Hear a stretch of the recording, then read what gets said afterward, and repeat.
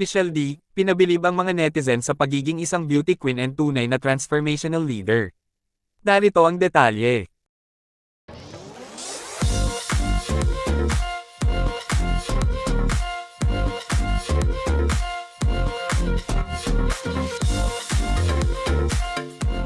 Recently nga, September 26, ay nag-renew ng kontrata ang Miss Universe Philippines 2023 na si Michelle Marquez D bilang ambassador ng Autism Social Philippines. Isang organization na talagang importante sa kanya at sinusuportahan niya dahil ito nga ay bahagi rin ng kanyang advocacy.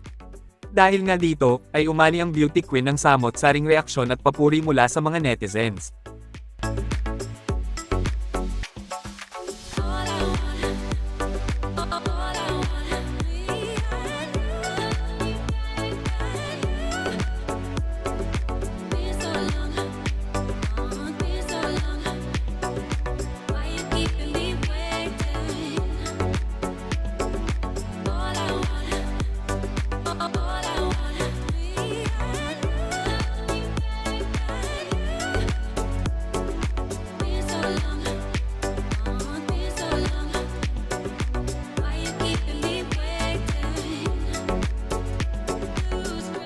At ayon nga kay Michelle D, ay ginagawa niya lahat ng makakaya niya upang siguraduhin na masusungkit niya ang 5th Miss Universe crown para sa Pilipinas.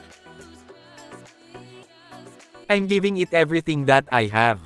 200% of myself I am dedicating to my crown. Nililigawan ko talaga yung pang-5 corona. I'm really training every day when my schedule permits. I've been working on different aspects of my campaign just to make sure that when I fly to El Salvador, 100% ready. Kayo, para sa inyo, isang tunay nga bang transformational leader si Michelle D?